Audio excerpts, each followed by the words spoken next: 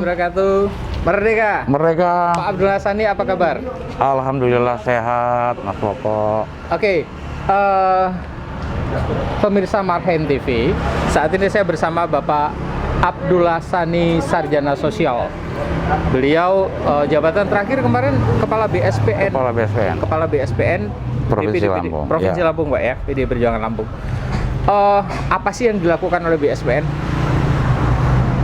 Pertama, ya kita korek-korek BSPN. Soal ke BSPN-an itu kan terkait soal kepemiluan. Jadi ada situasi pemilu dalam soal keelektoral ini kan banyak persoalan dalam pemilu. Pertama terkait soal pemilih. Kedua, bagaimana demokrasi ini benar-benar bahwa pemilih adalah punya hak dan hak pemilih itu dalam memilih itu KPU dapat mengawal itu gitu.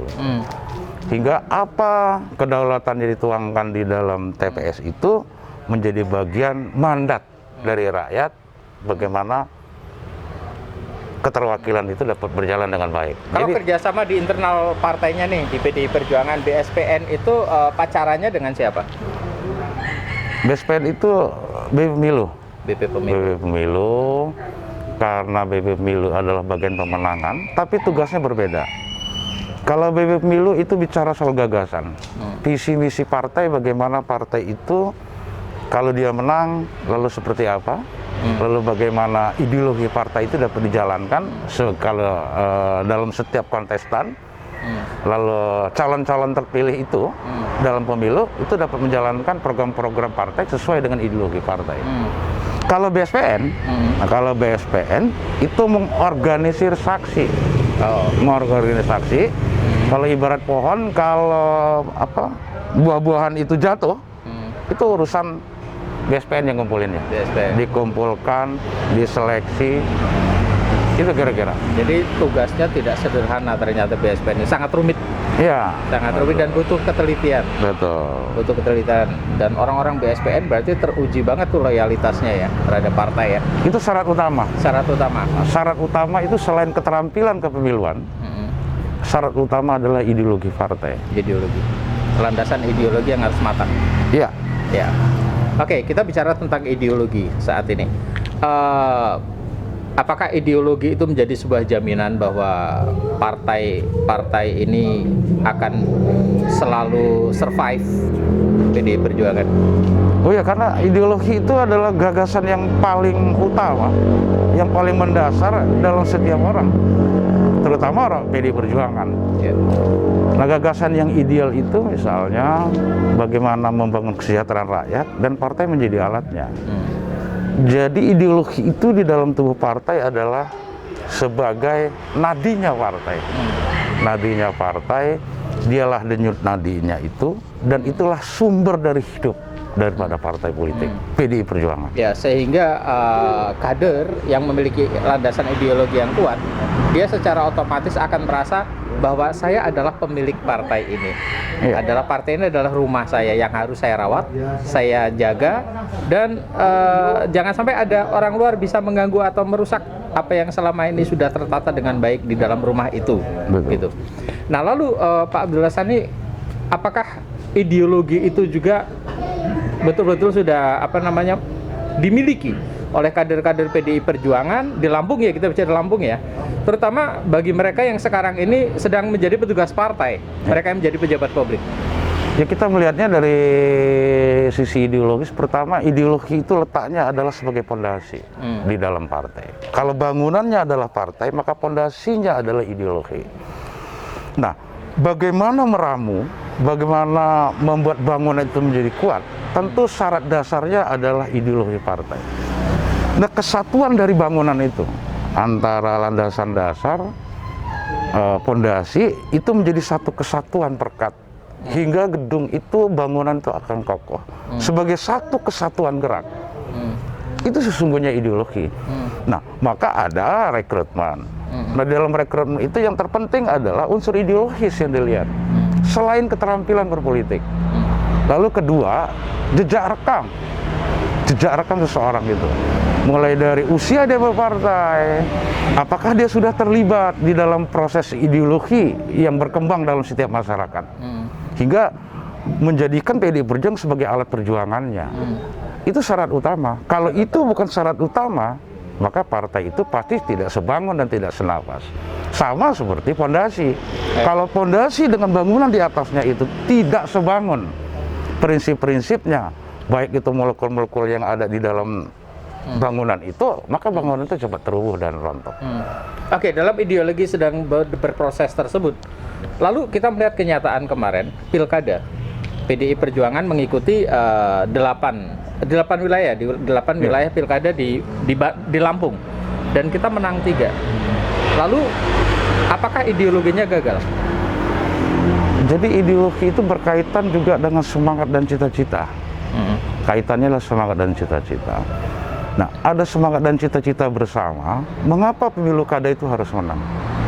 Karena pemilu kada itu pemerintahan yang demokratis yang akan diperoleh oleh PDI Perjuangan melalui pemilu itu akan memberikan jaminan bahwa pertama adalah ideologi partai itu cita-citanya adalah bagaimana memakmurkan rakyat. Itu akan lebih relatif akan segera tercapai. Nah, maka penting karena tujuan daripada partai salah satunya adalah bagaimana menangkan pemilu. Nah, pemilu ini hanya dapat menang jika semangat yang dilaskan ideologi itu menjadi bagian dari perjuangan bersama. Tidak dapat dipisahkan antara partai dan kader. Karena partai punya cita-cita dan di dalamnya adalah kader, ada orangnya dan orangnya menjadi satu kesatuan hingga integritas daripada gerakan partai itu adalah menjadi bagian kehendak rakyat. Harusnya semangatnya seperti itu. Betul. Ya. Nah, kalau ini nggak terjadi, ini tentu kegagalan itu harapan dari semua itu ada yang salah. Ada yang salah. Ketika itu semua terjadi. Betul. Contoh misalnya pilkada sekarang. Iya. Nah, pertanyaan saya, pilkada sekarang ini, tentu dalam pilkada itu kan ada rekrutmen partai, rekrutmen calon pemimpin. Yang utama adalah dalam aturan-aturan partai, bagaimana rekrutmen kader itu pertama ideologi partai. Karena ideologi partai itulah menjadi semangat dan menjadi penyatuan daripada seluruh kader-kader partai di bawah. Kalau partai berjalan, itu melepaskan diri dari semangat itu, seolah-olah partai ke sana, kader ke tempat yang lain. Nah, ini yang harus dikoreksi.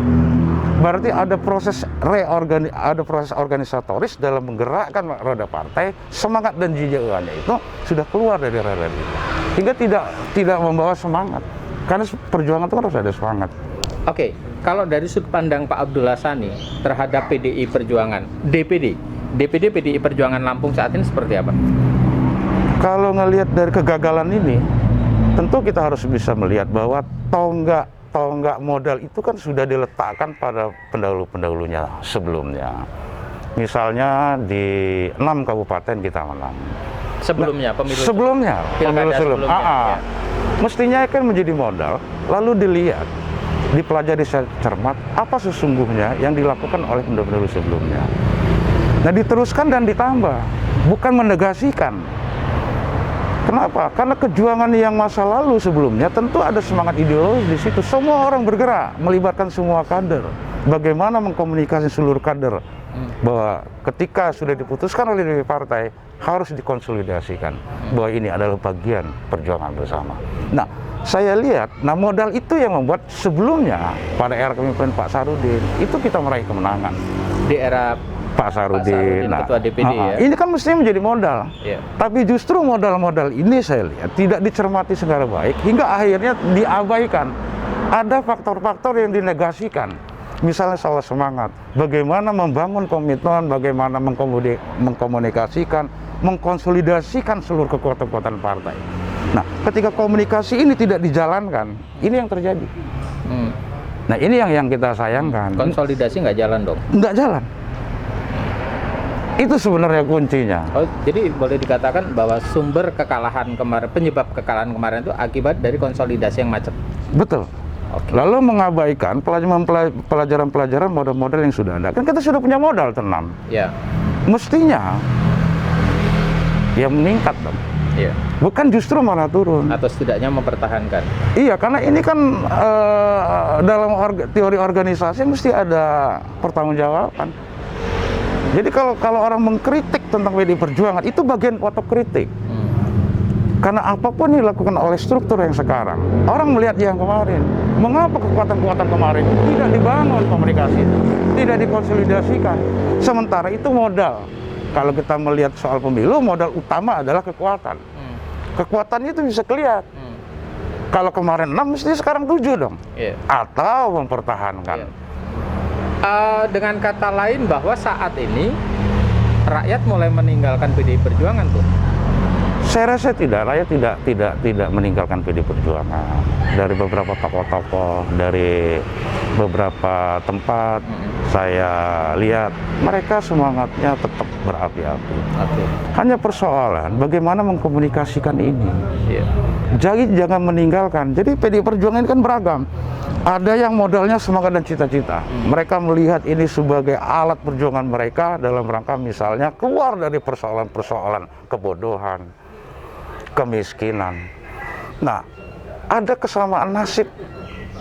Nah, kesamaan nasib itu kalau kita melihat grafiknya, statistiknya, masih banyak orang yang membutuhkan hal-hal yang seperti itu.